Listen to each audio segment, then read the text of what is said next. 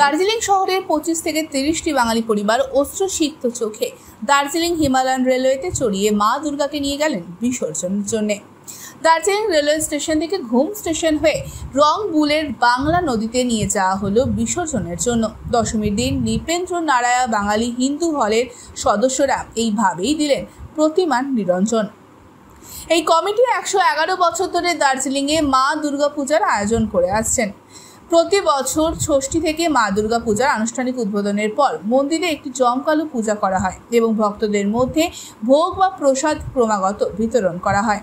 যদিও দার্জিলিং শহরে মাত্র 25 থেকে 30টি বাঙালি পরিবার আছে, তবুও মা দুর্গার পূজা জাঁকজমকপূর্ণভাবেই পালিত হয়।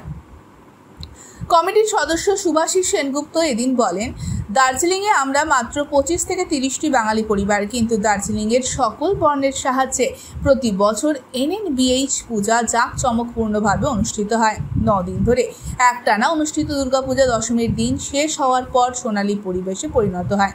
কিন্তু যশ পালি NNBH পূজা কমিটি দার্জিলিং হিমালয়ান রেলওয়েতে দুর্গাপূজা বিসর্জনের আয়োজন করে, যা দশমীর সন্ধ্যার মধ্যেই দার্জিলিং শহর জুড়ে আকর্ষণের কেন্দ্রবিন্দুতে পরিণত হয়। সবাইকে জানাই দুর্গাপূজা কমিটি শ্রীমন্দিরের পক্ষ থেকে শুভ বিজয়ার প্রীতি ও শুভেচ্ছা। আমরা এখানে এবছর আমাদের 111 বছরের পুজো। আমরা খুব প্রচুর পরিমাণে বাঙালি আমরা দার্জিলিংয়ে নেই।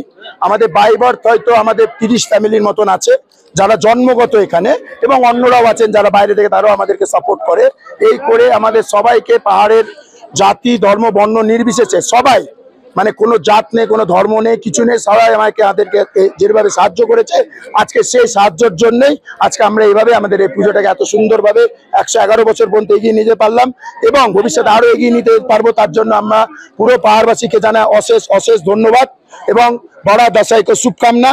এবং ওনাদের জন্যই আজকে আমরা এইভাবে টয় ট্রেনে আমাদের মায়ের এই বিসর্জন, যেটা আশা করি হয়তো পশ্চিমবঙ্গে কোনো জায়গায় ট্রেনে বিসর্জন হয় কিনা আমি বলতে পারবো না, আমার নলেজে নেই। আমরা এটা নিয়ে সেকেন্ড টাইম আমরা দার্জিলিংয়ে এটা করছি পাহাড়ের মধ্যে।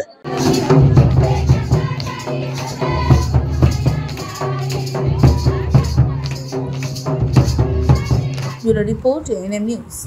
আরও খবরের আপডেট পেতে সাবস্ক্রাইব করুন আমাদের ইউটিউব চ্যানেলটি আর বেল আইকনে ক্লিক করুন নোটিফিকেশনস পেতে।